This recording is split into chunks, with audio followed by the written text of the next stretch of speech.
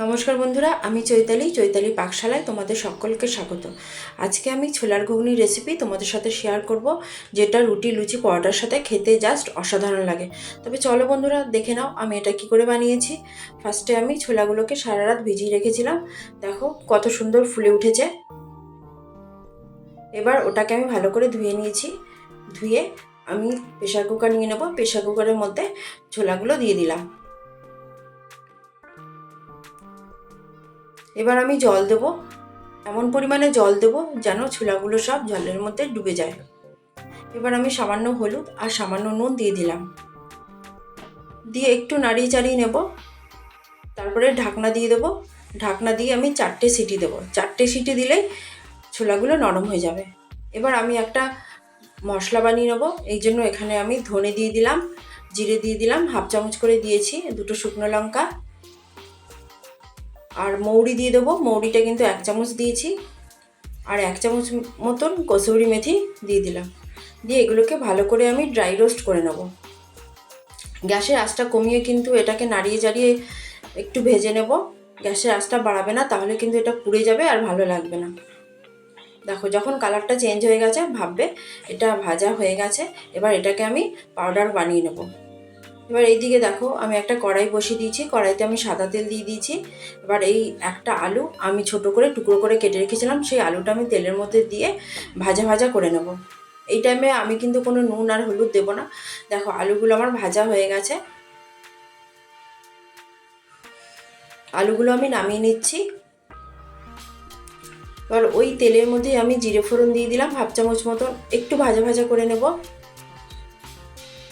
এবার আমি পেঁয়াজ কুচি দিয়ে দিচ্ছি। একটা বড় সাইজের পেঁয়াজ আমি কুচি করে নিয়েছি, ওটাই দিয়ে দিলাম। পেঁয়াজটাও আমি তেলের মধ্যে ভেজে নেব। পেঁয়াজ ভাজা হয়ে গেলে এবার এর মধ্যে আমি আদা লঙ্কা আর রসুন বাটা দিয়ে দিলাম, আর একটা টমেটোও দিয়েছি। সব একসাথে আমি বেটে নিয়েছি। দিয়ে খুব ভালো করে মশলাটাকে কষাবো।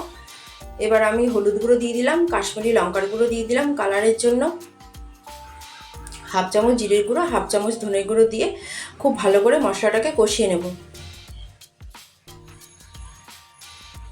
দেখো আমার মশলা কষানো হয়ে গেছে, সাইড দিয়ে তেলও ছাড়তে শুরু করে দিয়েছে।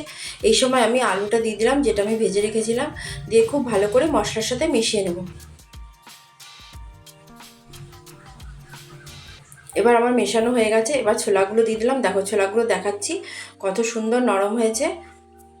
দেখো ছোলাগুলো কিন্তু পুরো গলেনি, দানা দানা রয়েছে, কিন্তু ভেতর থেকে খুব সুন্দর নরম হয়েছে। এবার ছোলাগুলো মশলার সাথে ভালো করে মিশিয়ে নেব।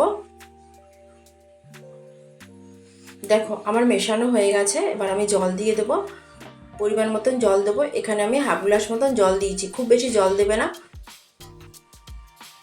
জল দিয়ে নাড়িয়ে চাড়িয়ে নিচ্ছি।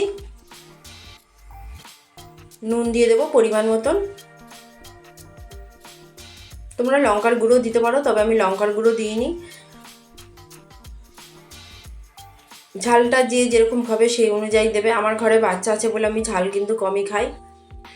এবার আমি গ্যাসের আঁচটা বাড়িয়ে দেবো। এর আগে যতটুকু করেছি আমি গ্যাসের আঁচ কিন্তু আমার কমানোই ছিল। দেখো আমার এটা ফুটতে শুরু করেছে। এবার যেই মশলাটা আমি গুঁড়ো করে রেখেছিলাম, মানে ড্রাই রোস্ট করে যেটা একদম পাউডার বানিয়ে রেখেছিলাম, সেটা দিয়ে দিলাম। সেটা দিয়ে নাড়িয়ে চাড়িয়ে নেবো। তোমাদের যদি আমার রেসিপিটা ভালো লাগে লাইক করবে, শেয়ার করবে আর সাবস্ক্রাইব করবে। আর বাড়িতে কিন্তু অবশ্যই রান্না করে খাবে। এ দেখো এবার চিনি দিয়ে দিলাম, সামান্য একটু দিয়েছি। এবার একটু ছোলাগুলো আমি ফাটিয়ে দিচ্ছি, তাহলে গ্রেভিটা না খুব ভালো হয়। ব্যাস আমার রান্নাটা প্রায় হয়ে এসছে। এবার একটু নাড়িয়ে চাড়িয়ে নেবো। এবার বাটিতে সার্ভ করে দেখাচ্ছি। দেখো দেখো আমার সার্ভ করা হয়ে গেছে। কি ভালো লাগছে তো? ব্যাস টাটা।